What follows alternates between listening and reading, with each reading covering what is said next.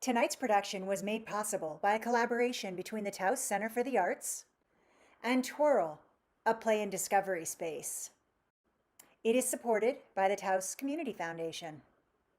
We invite you to sit back, relax, and enjoy the show.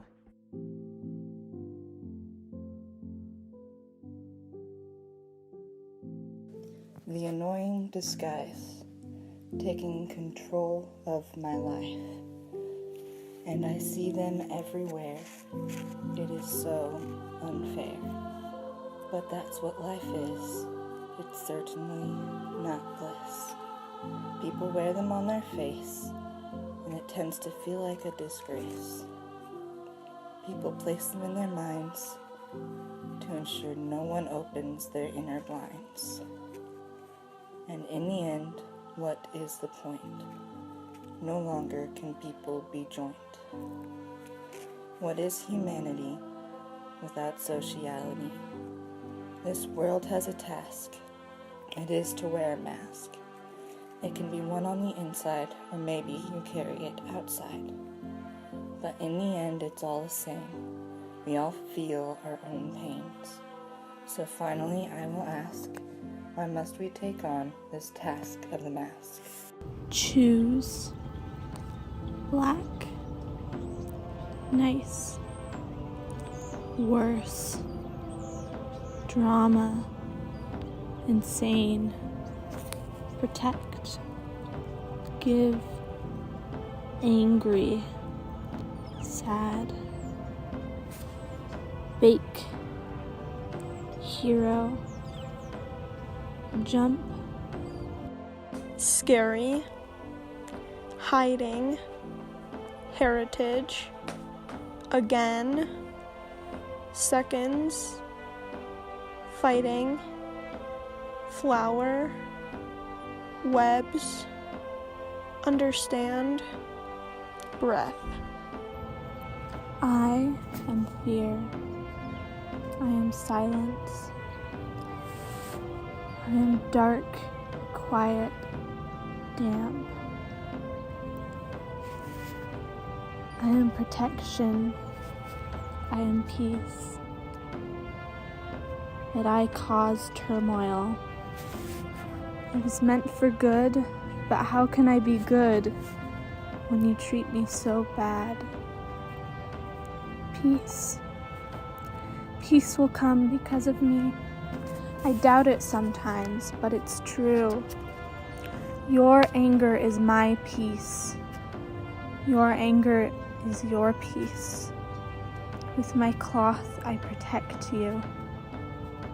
And when it's all over, when I'm almost useless again, maybe I'll have been worth it. I exist in a place of dark despair, but I bring the light.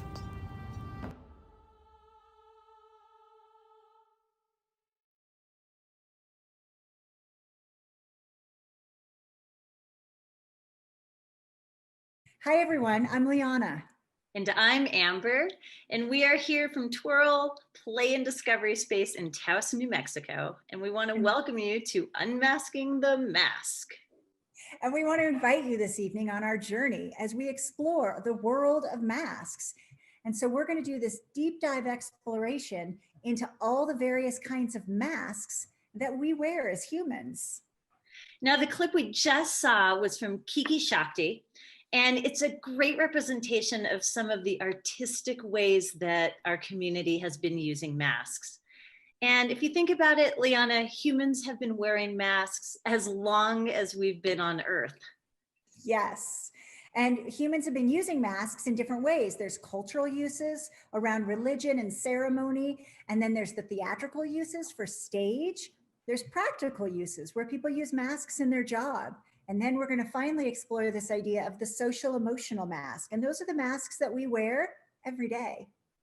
Right. And we've been diving into masks for a while.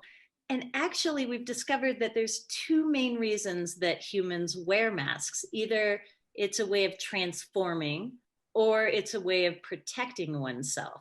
And so we're going to kind of take you through those pathways as we go tonight. So let's start off with our first clip from the International Museum of Folk Art in Santa Fe, and they're going to share with us about the cultural uses of masks and share some masks from all around the world.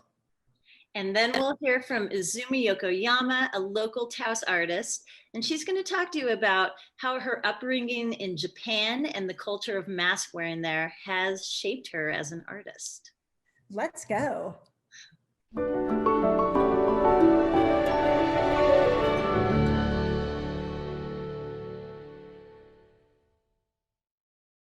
Hello friends, my name is Kemily and I'm here today to talk about masks.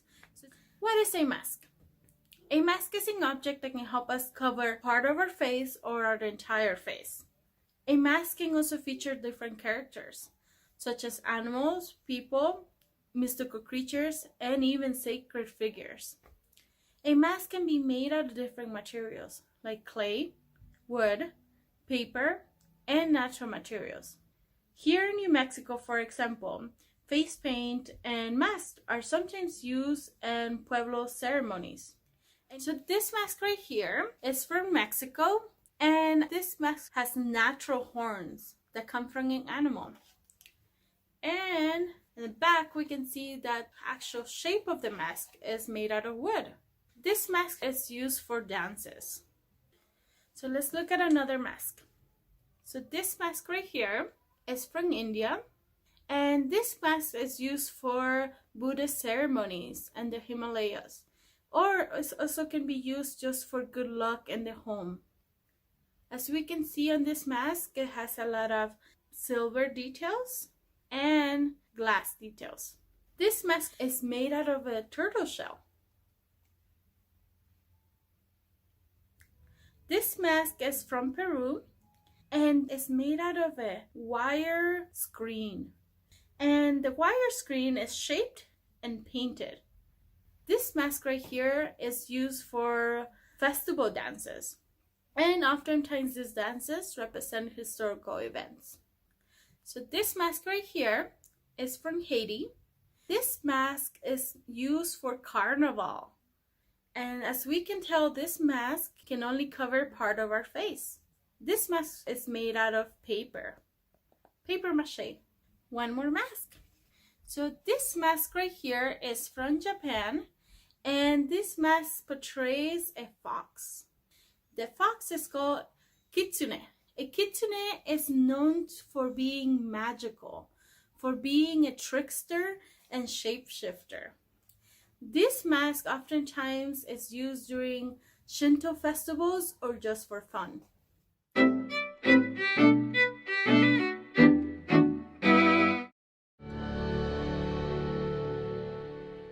Hello everyone, I'm Izumi Yokoyama. I'm a Japanese artist who lives in Taos, New Mexico. Today I wanted to share my mask story in Japan and how masks and animals inspire my artwork. In Japan, there are thousands of different kinds of masks, from traditional No and Kyogen theater masks to contemporary comedy masks and street festivals masks. I saw a lot of masks growing up over there. And one of the mask rituals that I remember is called Setsubun. On Setsubun, which is February 2nd, which Japanese believe that it's the last day before spring. So we do a lot of cleaning.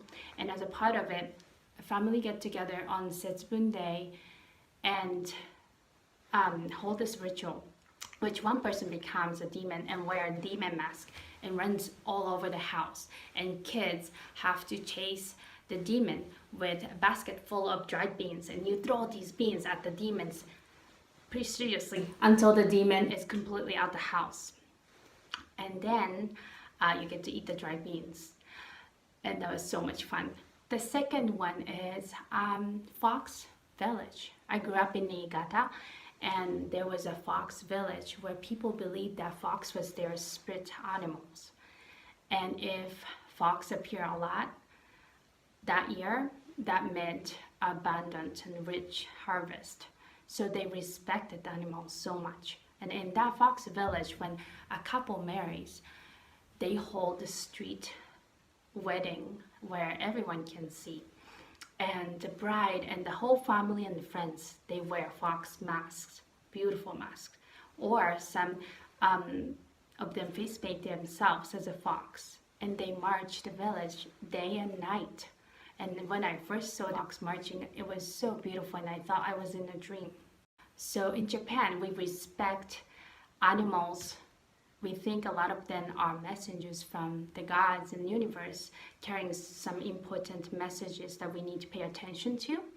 And growing up like that, I think definitely influenced my art making and the ideas behind my art. In my artworks, you often see these apparitional motifs, half human, half animals, or bird's head with the human bodies. And that is to share the idea that these special animals carry very important messages that we human may want to pay attention to, and they are great teachers. And that is my story about mask today. Thank you for listening. That was so inspiring. I love how Izumi has been influenced so much by her home culture of Japan and the uses of masks there. And you can really see the way it's impacted her as an artist. I know, and looking at all these masks that the museum has shown, I mean, these are all ways that humans have used masks to transform themselves, either for religious reasons or ceremonies. And, performers on stage theatrically use it for storytelling to make their character more believable. Yeah, and that makes so much sense, right? As an audience participant, I'm able to believe the story that much more when somebody's transformed on stage wearing a mask. It must make the performer, able to get into their role even more. Oh, definitely. In fact, our next group of clips are all from theatrical standpoints. So we've got Penasco Theater, who's going to show how they use masks with kids. We have Taos on Stage giving us a little sample of many different masks and how to transform in one show. And then, of course, we've got the amazing Rita O'Connell and her incredible voice as she sings with Dance from DanceWorks. So, I can't wait to see these. Let's go. Let's go.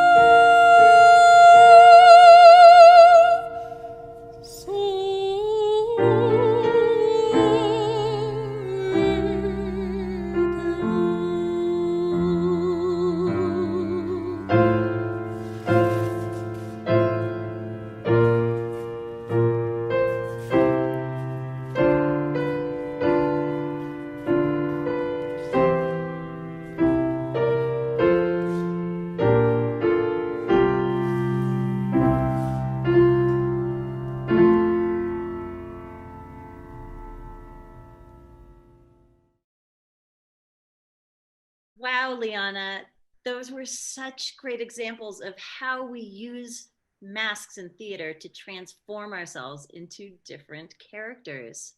Yeah, I mean, humans have been transforming with masks now for a very, very long time and for lots of different reasons.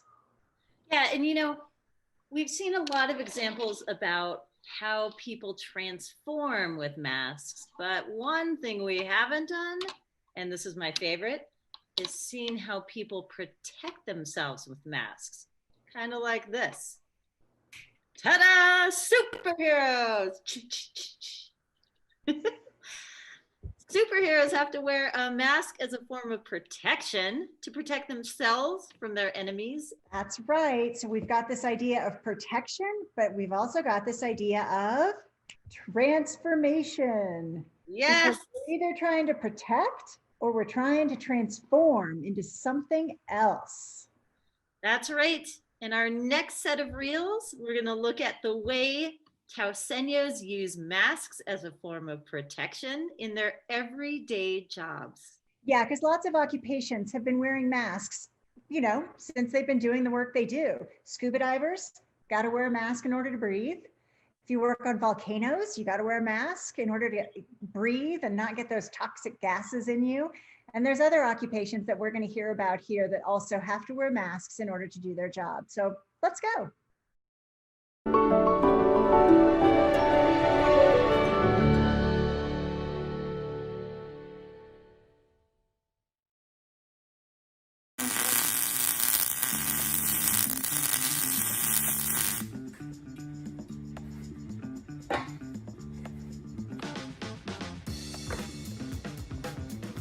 When I'm welding, I wear a mask to protect myself from airborne contaminants.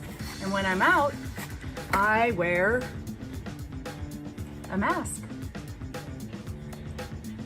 to protect myself and you. I'm Liana. I'm a hockey player and I wear a helmet with a mask. It can protect you from incoming pucks, other players, the boards. They're very helpful.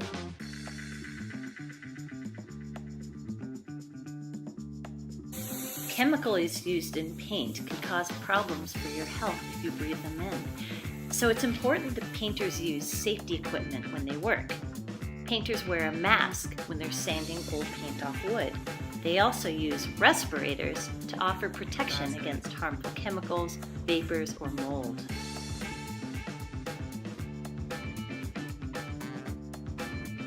I'm Brian Levine with the Taos Fire Department. We're a Taos firemen, and we're here to fight fire. And we wear masks to keep us safe while we're fighting fire inside of a burning building.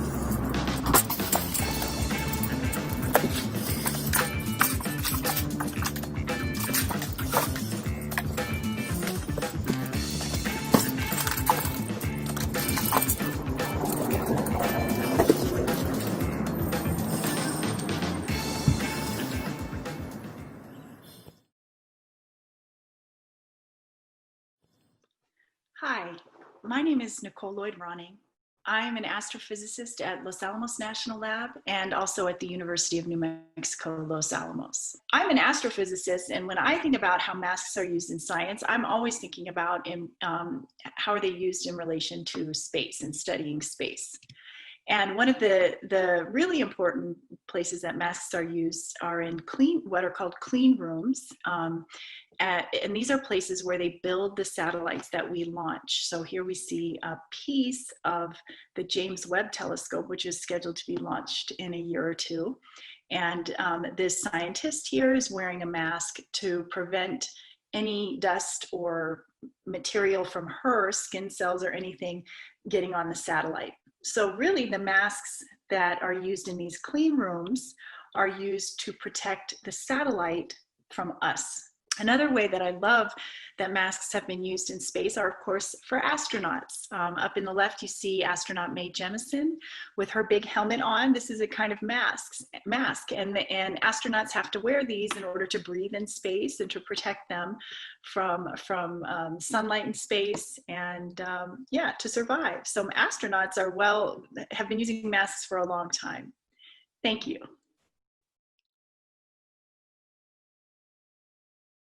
Have you ever thought about why healthcare workers wear masks? I have. What do you know about this, Amber? Well, luckily, we have a friend here, Dr. Kathleen Rogers, and she's going to tell us all about that. Welcome, Dr. Kathleen Rogers. How are you? Hi, Amber. Hi, everyone. I'm doing well today. Thank you for joining us. You're welcome. So let's jump right into the history of healthcare practitioners wearing masks to prevent the spread of illness. Early as prehistoric times, there were healers who wore masks to both protect themselves and to protect their patients, but probably also to help the powers of healing along. As early as ancient Greece, Rome, and India, there were scholars who believed that there were microscopic actual things, particles that might cause illness in the air. And it was not the most popular belief. It was believed that there were an imbalance of humors in the human body that caused illness, or that diseases coming from sick people were caused by the smell of those sick people, particularly during the Black Plague. The smell was particularly odorous on sick people, and it was believed that that smell is what carried the disease. So in the second epidemic of the plague in the mid 1600s, physicians started wearing masks that were shaped like bird beaks. In the tip of those masks, they would put flowers or spices to block the smell, which they thought was causing the disease. So those masks weren't just to cut down on the smell. They also thought that would protect the physician from getting ill. But they did find that those healthcare workers who wore them were less likely to get ill. They didn't know that it was from blocking out stuff that was in the air. They thought it was from blocking out the smell. So they knew that there was a help to wearing it. They just didn't know why. In the Middle Ages, however, even the Islamic scholars have wrote about what came to be known as germ theory. Germ theory is the theory that there were little things that you couldn't see that could make us ill. In the 1670s, Anton von Leeuwenhoek developed a microscope. Leeuwenhoek discovered that there were things that really did exist that lived on their own. So it wasn't until Louis Pasteur in the middle to late 1800s proved that germ theory existed, that there were germs that could make us sick. It still took a while to realize that you could wear something to stop our breath from spreading illnesses. Before the 1900s, though, masks weren't really used to cut down on illness. By the early 1900s, then physicians not only doing aseptic techniques, but also wearing masks once they found that stuff could be in the air. By the 1920s, 2/3 of all surgeries they were using masks for, and by the 1930s, almost everyone was using cotton cloth masks to cover their faces. Dr. Kathleen Rogers, thank you so much. That was super interesting. We really appreciate your time this evening and sharing with us all of that super fascinating information. Thank you. It's been a pleasure. Oh man, Liana, it's so interesting. I never really thought about how many different ways we use practical masks. I mean, I'm from the theater world, and theatrical masks used for transforming, I totally get, but it never occurred to me that we also use them for protection. It is really interesting, all those practical uses of masks. And today we are using them in a very practical way in order to protect ourselves and each other from COVID. And we're doing this in order to keep the healthcare workers and the hospitals at a number where they can take good care of us and provide the good quality care that they want to provide. And so we're all wearing our masks to help slow the spread of COVID. And we want to acknowledge for just a moment and take a moment to say thank you to those healthcare workers here in Taos and around the world who are tirelessly and compassionately taking really good care of all of us during this really difficult time.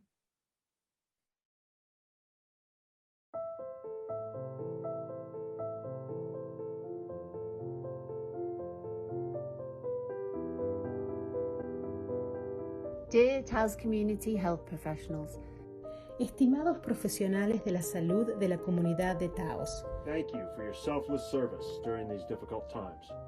We couldn't get through this without you. Thank you for working so many long, hard hours to help others and to keep us safe. We see your courage. We see your heroism. We see your professionalism. We see your dedication. You are an inspiration. And we, your community, are proud, grateful, and humbled by your service. Thank you. When I grow up, I'm going to be a doctor or a nurse like you guys. Wow, Liana, that was really powerful. And it's a good reminder of how hard these healthcare workers are working every day and how they're having to give up time with their family at great risk to themselves to take care of our families. It's true. Thank you. Thank you. We have our last exploration to embark upon, and it's this idea of social masking.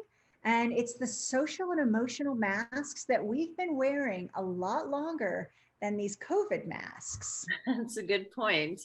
You know, that idea of having emotions and not necessarily wanting to show them, like putting on a brave face. Exactly. So this evening, we get to listen in on a conversation with Dr. Amy Franklin, who's a specialist in this idea of social and emotional mask wearing. And she's talking with a friend of hers, Otto Van Willigen, and the two of them are going to help us get a better understanding of this idea of social masking, because we've been wearing masks a lot longer than 2020. And then we have some amazing artwork by Leslie Warnick's art class, and they created some cool masks out of bags and took photographs of them, and it's all set to a poem by Ilana Weisfeld, who is a young Somos poet here in Taos. And finally, we get to hear an excerpt from John Basello's novel, and it's called The Last Furies, and it's about mask-wearing society gone awry. Come with us, and let's listen in on our last exploration.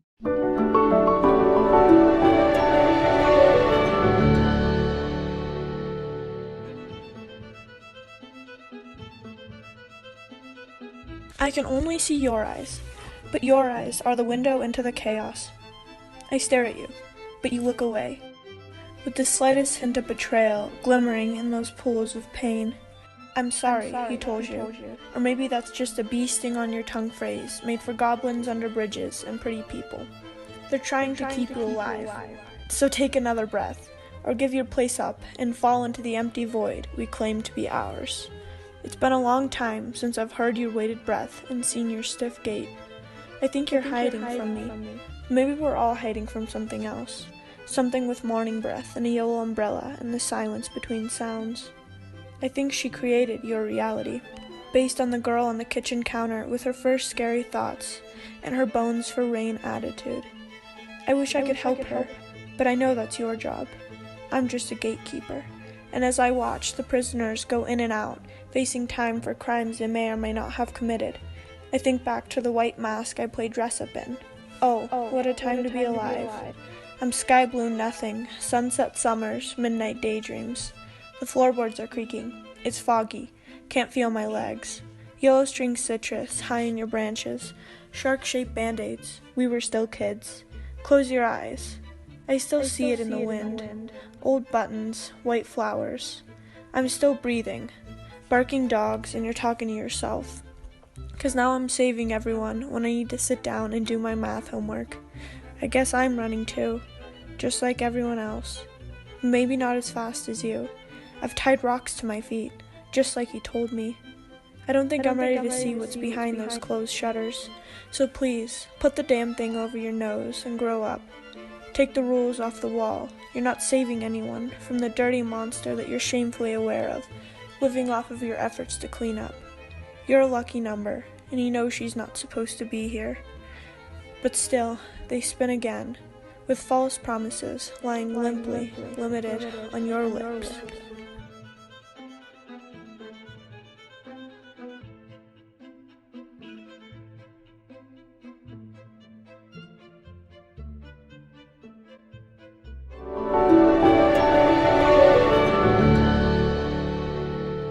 My name is Otto Van Willigen, and I'm a senior at Taos High School. So my name is Amy McConnell Franklin, and I have been teaching emotional intelligence and social emotional learning for about close to 20 years.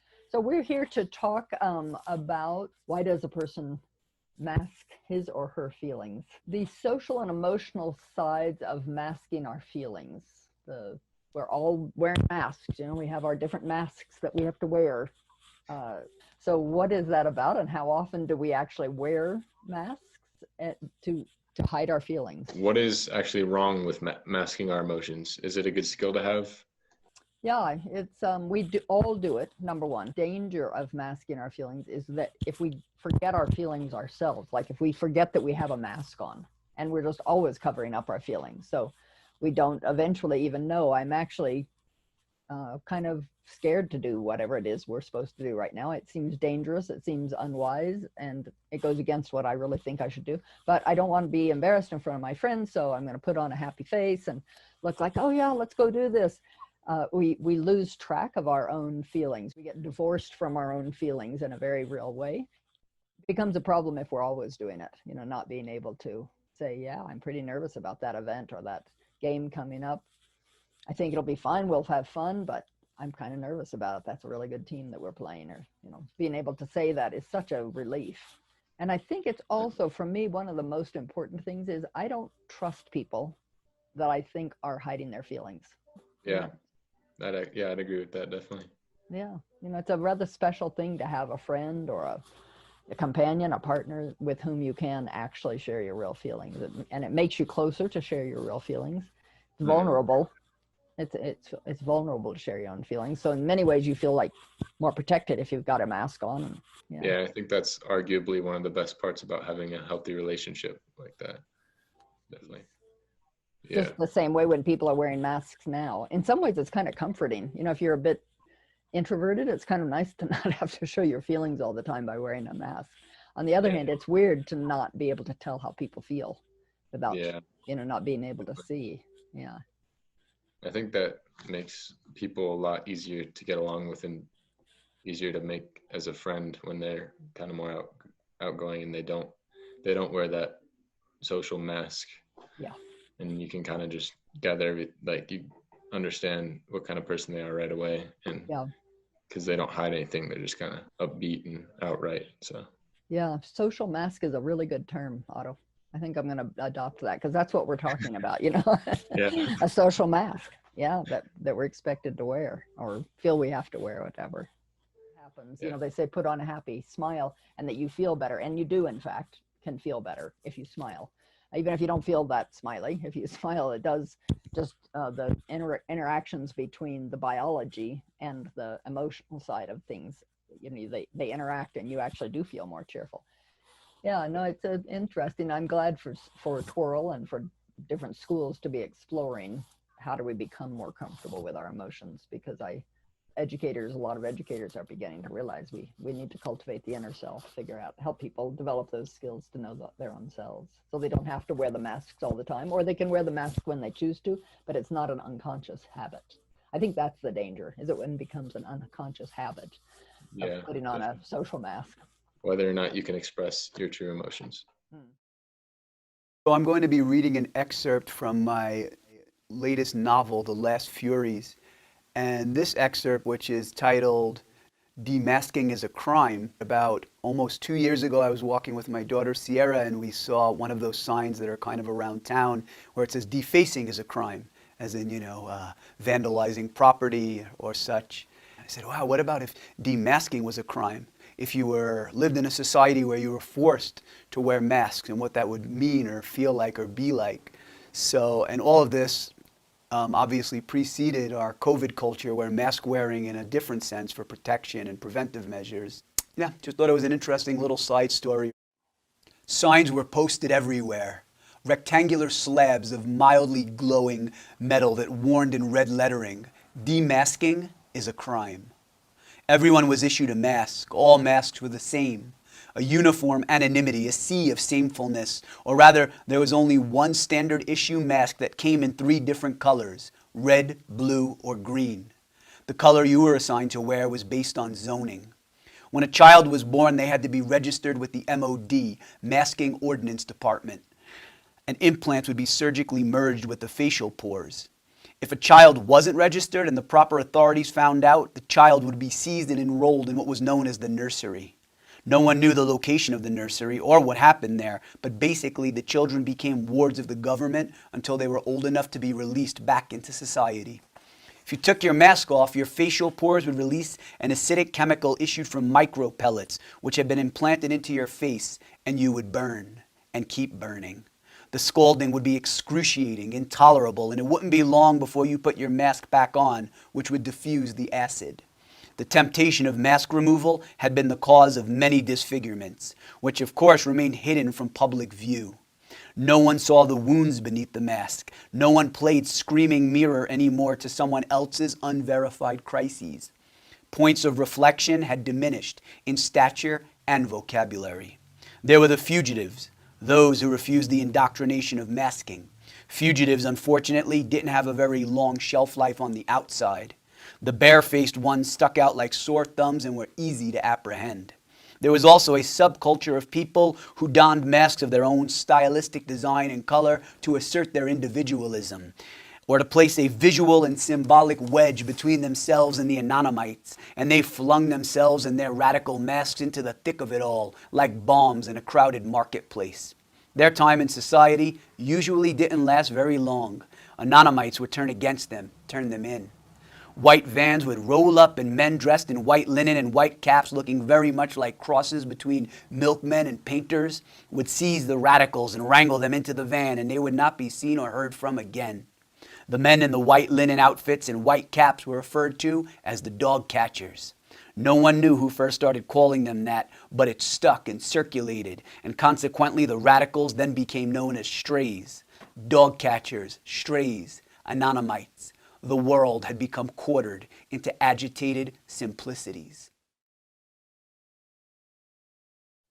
Wow, in this deep dive exploration of masks, it never even dawned on me that there are masks that we've been wearing all along. I kept thinking of the cultural and theatrical and practical masks that are physical, that we put on our face. But it turns out there are these masks that we're wearing every single day when we mask our emotions. Exactly. And the cool thing about social masks is this idea of transformation and protection. And these masks kind of do both. They protect us and they transform us into someone we may not be, which is pretty cool. That's a really good point. And so this idea of bringing together the transformation and the protection brings us full circle. And we hope that you've enjoyed this evening and this exploration of the world of masks that we've been embarking on with you. And we'd like to thank all of the collaborators that we had that made it possible, the professionals, the museums, the artists, who all contributed this evening to share their expertise on masks. And we hope that this evening has brought you some levity, some creativity, and a little bit of inspiration during our kind of crazy times right now. And if you'd like to explore more, we encourage you to go to our website at www.twirlthouse.org and check out the mask gathering there. And it was made for younger kids, so we're hoping that you might do it with the young people in your life. And ultimately, we hope that you will make a mask and share it with us, upload the photo, and we can include it in the mask gathering gallery, which is on that webpage as well. Thank you so much for joining us tonight. Thank you to the TCA for hosting us. And of course, thank you to Nikki Ross and the Twirl team for their support. We hope you go out there, make some masks, and become part of our human history of mask wearing. Good night. Good night, everybody. Thank you.